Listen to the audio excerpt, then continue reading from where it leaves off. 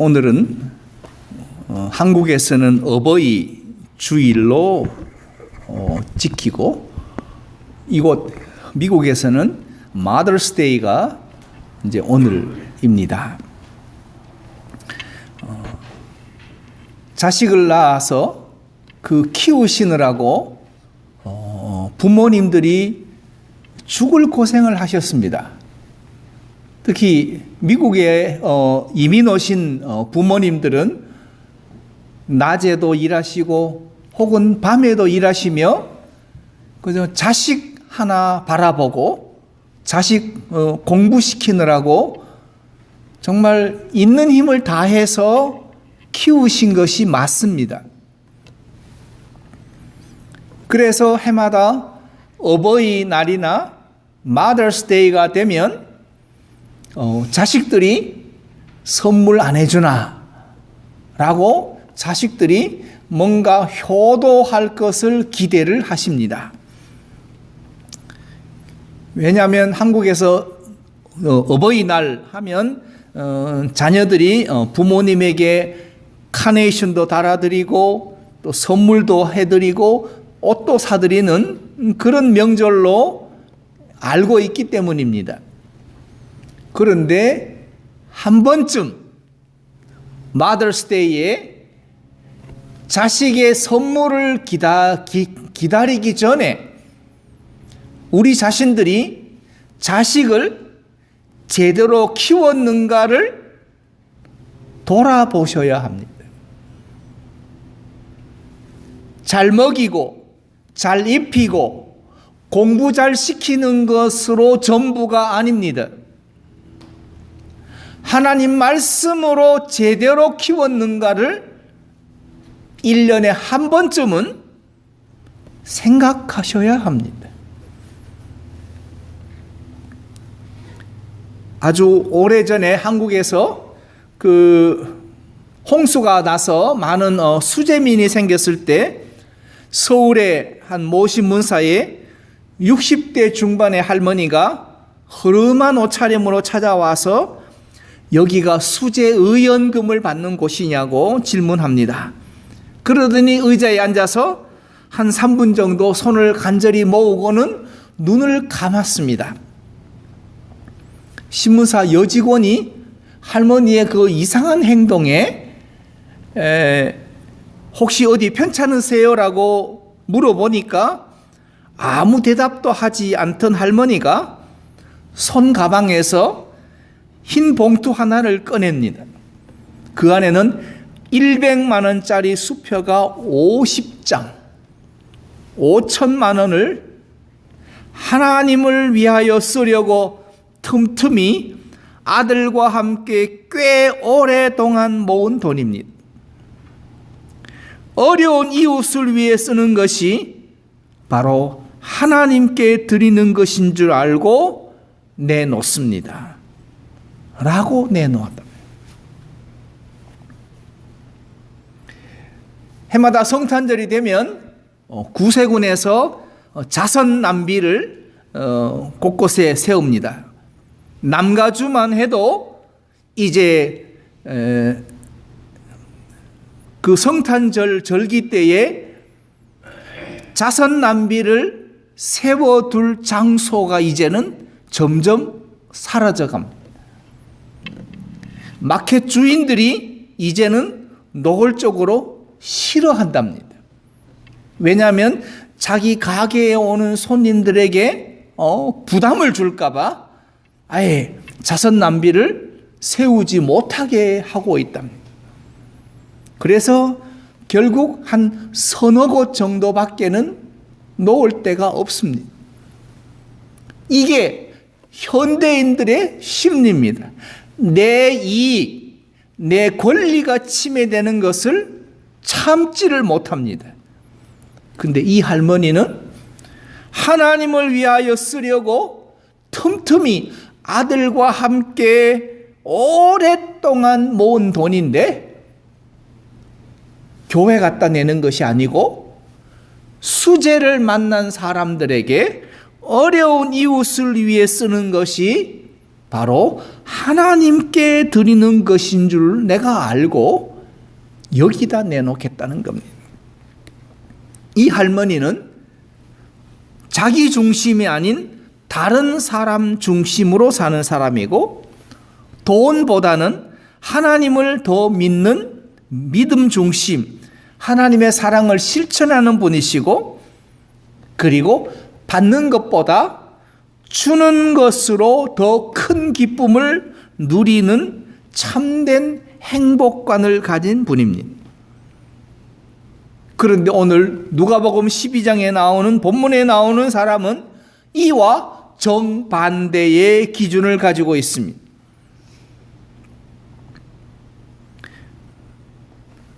예수님께서 비유로 말씀하시는 것 가운데 한 부자가 그 밭에 소출이 풍성하고, 그리고 내가 곡식을 쌓아둘 곳이 없어서 내가 곡간을 헐고 더 크게 짓고 내 모든 곡식과 물건을 거기 쌓아두고 이제는 평안히 먹고 쉬고 마시고 즐거워하자, 이제부터는 내가 편하게 살리라, 그리고 행복하게 살리라 말하는데, 그런데 12장 20절에서 하나님이 그날 밤에 내 영혼을 거두시겠다고 합니다.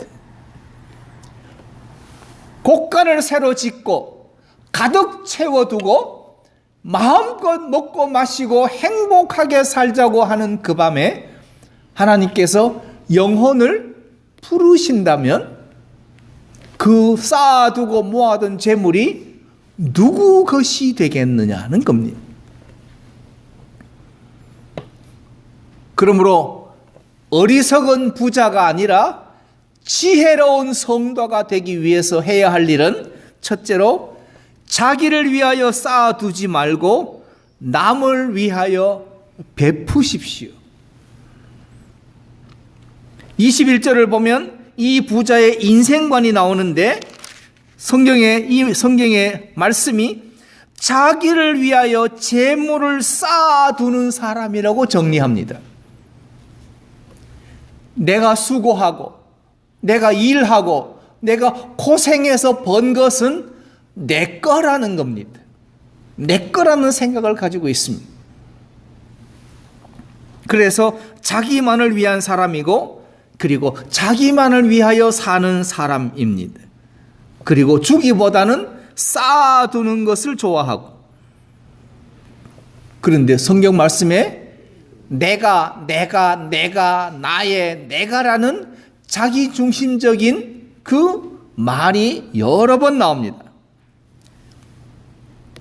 17절을 보시면 심중에 이르기를, 곧 자기 자신과 인생을 구성하고 의논하는데 내가 나오고, 18절에 내가 내 곡간이 나오고 내 모든 곡식이 나오고, 19절에 내가 내 영혼에게, 이와 같이 철저하게 자기 자신의 안일과 자기 자신의 향락 외에는 다른 거는 일절 생각하지 않는 자기만을 위한 인생을 계획합니다.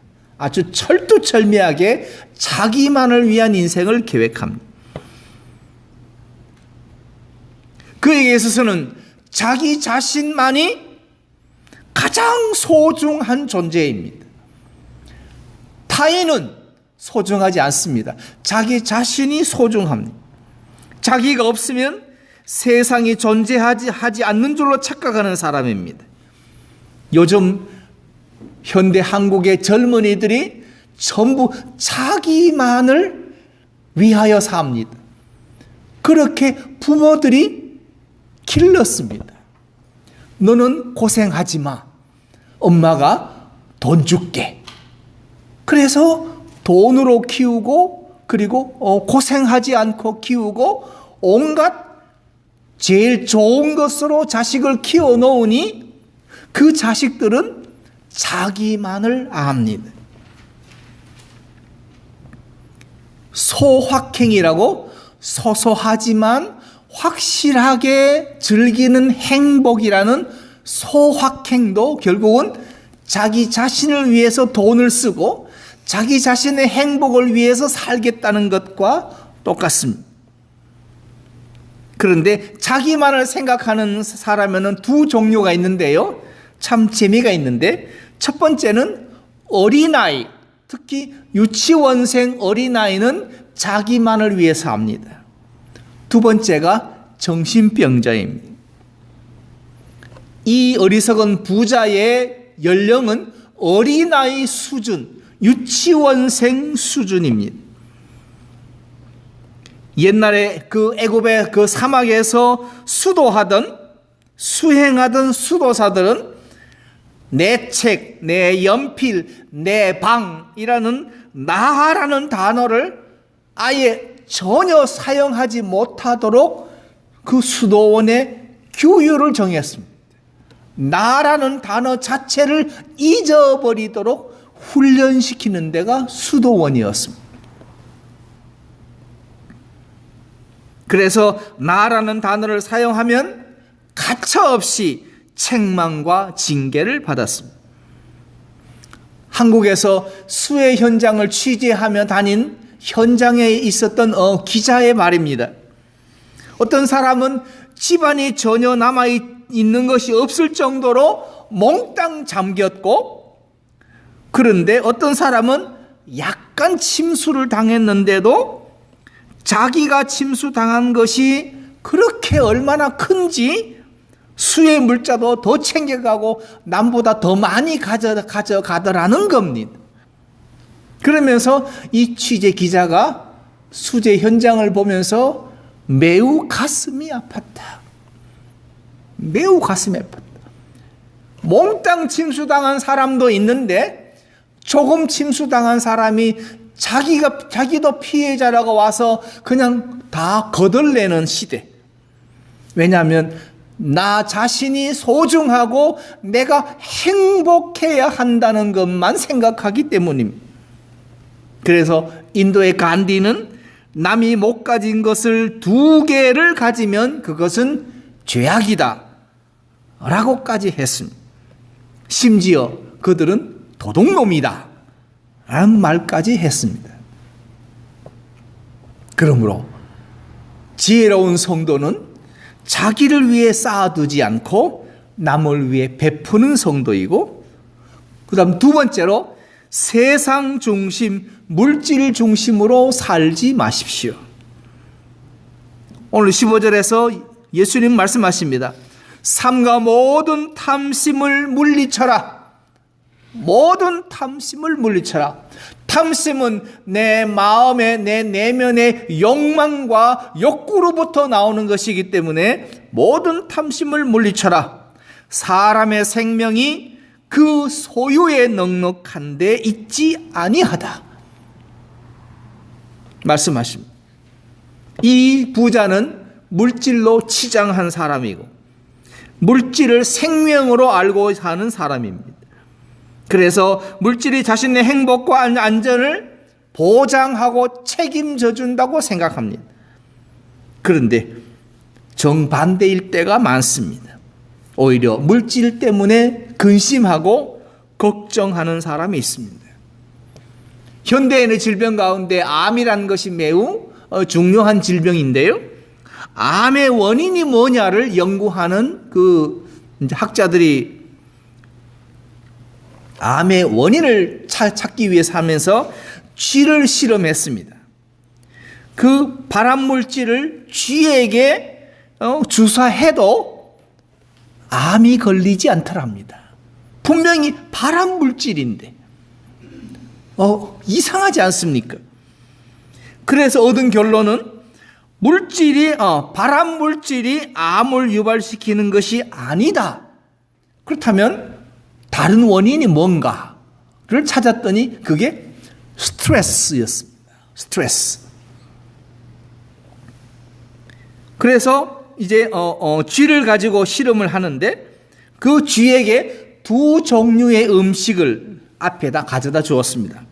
아주 쥐가 좋아하는 음식과 그리고 술을 갖다 놨는데, 그런데 좋은 음식만 먹지 술은 아예 입에도 대지 않더랍니다. 그런데 거기다가 고양이 한 마리를 풀어서 쥐를 쫓아다니게 했습니다. 즉 쥐를 못 살게 그렇게 하도록 했습니다. 그랬더니 한참 고양이를 피해서 쫓기던 쥐가 고양이가 없어지니까 드디어 술을 먹기 시작합니다. 입에도 대지 않던 술을 스트레스를 받으니까 술을 먹기 시작합니다. 실험 결과 스트레스를 받으면 술을 마시는구나. 스트레스를 받으면 술을 먹는구나. 그리고 계속해서 이 고양이로 쥐에게 스트레스를 줍니다. 쥐는 술을 계속 먹었습니다. 얼마 뒤에 보았더니 그 쥐에게 암이 걸려 있었습니다. 발암 물질을 집어넣어도 암에 안 걸리던 쥐가 고양이를 피해서 스트레스를 받아서 술을 먹었더니 스트레스 때문에 암이 생긴 겁니다. 이 실험에서 두 가지 결론을 얻었습니다. 스트레스를 받으면 마구 먹는다. 그 중에서도 나쁜 음식을 먹는다. 그리고 두 번째가 스트레스는 그 음식이 암이 되게 만든다. 그러니까 나쁜 음식을 먹은 그것이 암이 되게 만드는 게 스트레스라는 겁니다. 즉 모든 암의 원인은 스트레스다. 그렇다면 물질 때문에 염려하고 걱정하고 근심하는 스트레스는 암을 유발합니다. 그러나 기뻐하고 찬송하고 감사하고 즐거워하고 기도하는 성도에게는 암이 생기지가 않습니다. 그러므로 세상 중심, 물질 중심으로 살지 말고 말씀 중심, 은혜 중심, 하나님 중심, 믿음 중심으로 사셔야 스트레스를 멀리 떠나보낼 수가 있습니다. 그런데 매우 재미있는 통계가 하나 있는데요. 정신병자는 암에 걸리지 않는다고 합니다. 그래서 이유를 캐보니까 왜냐하면 정신병자는 무슨 일이든 그냥 웃어버리기 때문입니다. 한국에서 한 50대 사업가가 심각한 위궤양에 걸렸습니다. 얼마나 심한지 그 위장에 호스를 끼워서 이제 음식을 섭취할 정도로 심각한 위궤양에 걸렸습니다. 그런데 의사는 치료 불가라고 했습니다. 이 사업가는 병실에서 곰곰이 생각해 봅니다. 내가 그냥 이렇게 살아야 하나? 아니면 이렇게 살다가 어차피 죽을 텐데, 그렇다면 기왕에 죽을 바에는 평생의 소원이 세계 일주나 해보자 라고 생각을 고쳐먹고 사업체를 다 팔아서 이제 자선 구호단체에 다 기증하고 자신의 여비를 가지고 꿈에도 소원인 여행을, 해외여행을 떠났습니다. 3개월간의 여행을 마치고 돌아왔을 때 그의 체중은 5kg이나 늘었고 병도 나아서 왔습니다. 그러니까 근심하고 염려하고 사업에 쫓기면서 스트레스 때문에 생겼던 것이 스트레스를 놓아버리니까 병에서 해방이 된 겁니다. 심장병과 고혈압과 위장병의 원인은 근심과 걱정과 긴장과 증오심의 스트레스입니다. 이것들을 움켜잡고 부여잡고 발버둥 치는 것을 내려놓고 살면 질병이 사라집니다. 세상 것에 너무 집착해서 살지 마십시오. 하나님을 믿는 신앙으로 넉넉한 마음, 평안함을 가지고 사십시오. 아웅다웅 하지 마십시오. 속 끓이며 살지 마십시오. 원래 그런 거를 내가 속 끓인다고 그게 해결되지 않습니다. 서로의 다름과 차이를 인정하십시오. 서로 다르고 차이가 납니다. 다르고 차이 나는 거를 나만 속 끓이면 나만 병들고 나만 고생하게 돼 있습니다. 그것은 성경적이지 않습니다. 항상 기뻐하라. 항상 기뻐하라. 말씀하시는데 우리는 항상 염려, 걱정, 근심에 사로잡혀 산다면 그것은 불신앙입니다. 세 번째로 천국을 준비하고 영혼을 중요시 하셔야 합니다. 오늘 부자를 가르쳐서 성경 말씀에서 하나님께 대하여 부여치 못한 자라고 설명합니다. 세상에 대해서는 부여했습니다. 그런데 하나님께 대해서만은 부여하지 못한 사람입니다. 부자는 자신이 살고 있는 세상 이외에는 다른 것은 전혀 생각지 않았습니다. 천국은 생각해 본 적도 없습니다. 그에게는 천국이나 다른 세상은 안중에도 없었습니다. 왜냐하면 자신이 살고 있는 그 현실이 천국과 같기 때문입니다. 왜냐하면 창고에는 곡식이 가득하고 이제 할 일은 먹고 마시고 즐기는 것밖에 없는 천국 같은 삶을 살려고 계획했기 때문에 영혼 따위는 그는 생각지도 않았습니다. 자신의 육신만을 생각했습니다. 눈에 보이지 않는 영혼은 전혀 관심이 없습니다. 저는 곰곰이 생각해 봅니다. 목사로서 이 세상을 살아갈 때에 가장 큰 관심을 가지고 항상 준비할 것이 무엇이냐? 목회 성공이냐? 큰 교회냐? 아닙니다. 그것이 아닙니다. 여러분도 생각해 보십시오. 여러분이 이 세상 살아갈 때에 최고 관심사는 무엇이 되어야 하겠습니까? 물질, 명예? 아닙니다. 이런 것들은 인생의 전부가 아닙니다. 일부분에 불과합니다. 그렇다면 무엇이 가장 중요합니까? 우리의 관심사는 하나님이 언제든지 부르실 때에 부끄러움 없이 설 수 있는 믿음과 상급을 받을 수 있는 인격과 선행을 준비하며 사는 것, 이것이 중요합니다. 즉 천국을 준비하며 영혼을 중요시하며 사는 것만이 중요하지 나머지는 중요하지 않습니다. 옛날에 그 어려운 시절에 우리의 어머니들은 하루 밥 3끼를 꼬박꼬박 먹으라고 말씀해 주셨습니다. 한 끼라도 굶으면 큰일 난다고 했습니다. 그런데 살다 보니 한 끼 정도는 건너뛰어도 생명에는 아무 지장이 없습니다. 그런데 그 한 끼를 먹으려고 사람들이 아웅다웅합니다. 한 끼를 먹으려고 목숨을 겁니다. 한 끼를 먹으려고 육신의 그 탐욕과 정욕에 뭉쳐서 삽니다. 영혼이 메말라 가고 있는데도, 영혼이 하나님의 품을 떠나가는데도 한 끼를 먹기 위해 삽니다. 한 끼를 먹기 위해 삽니다.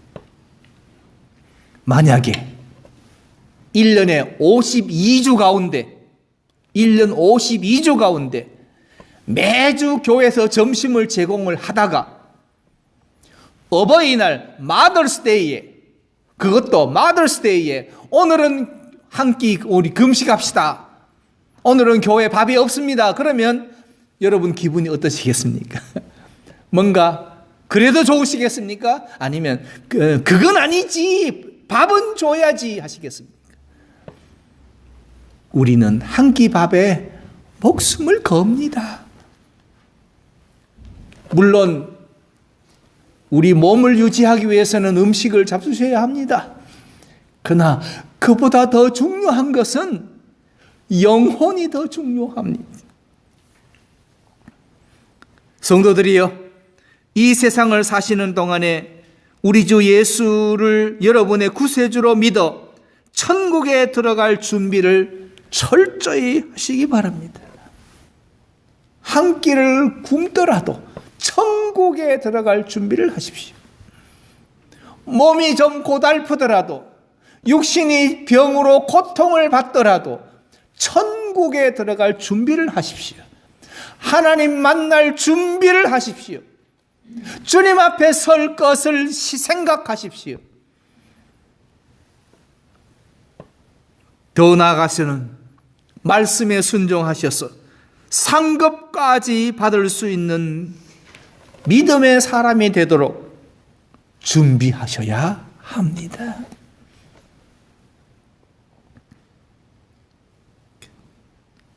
마지막 네 번째로, 인간의 한계를 알고 사십시다. 인간의 한계. 우리는 유한한 인간입니다. 그러므로 우리는 한계가 있습니다. 부자는 다 가졌습니다. 이제 즐겁게 놀고 먹을 것만 남았습니다. 그런데 하나님 말씀하십니다.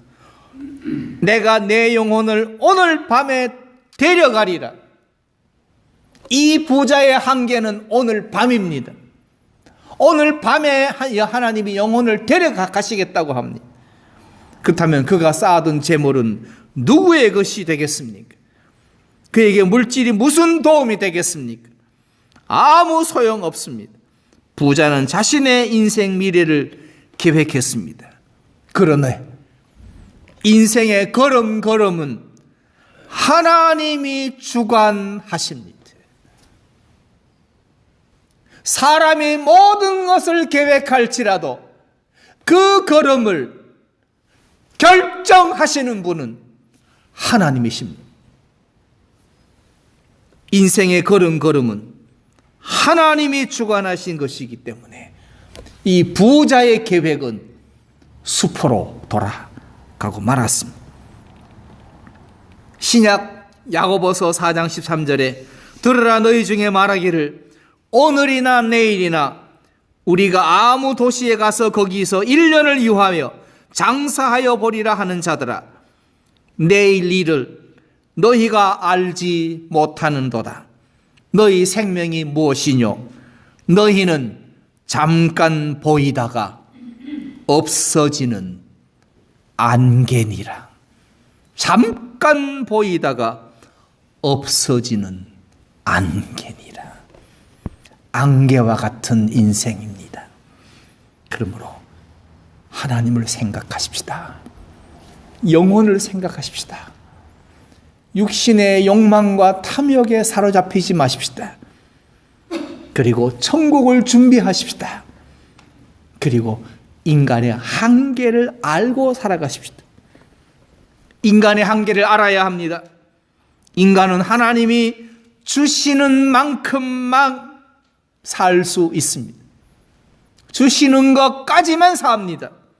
그거 외에는 살 수 없습니다. 하나님이 도와주시지 않으면 인간의 수고는 헛것입니다. 오늘 밤에 당장 하나님이 저의 영혼을 데려가시면 저는 오늘이 한계 끝입니다. 제게는 내일은 없습니다.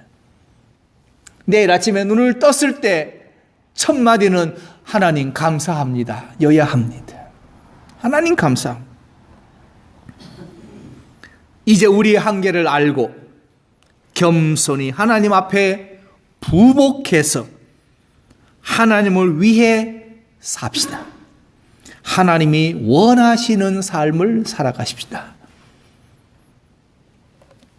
그러기 위해서 나만 생각하지 말고 이웃을 생각하고, 성도는 복음을 생각하고 십자가를 생각하고, 그리고 성도는 영혼을 생각하고 그리고 죽어가는 영혼을 기억해 하며 그를 영혼을 구원시키는 일을 위해서 우리의 남은 생에 기쁨으로 드려지도록 하나님의 제단의 산 제물이 되시는 방주교의 성도가 되시기를 바랍니다.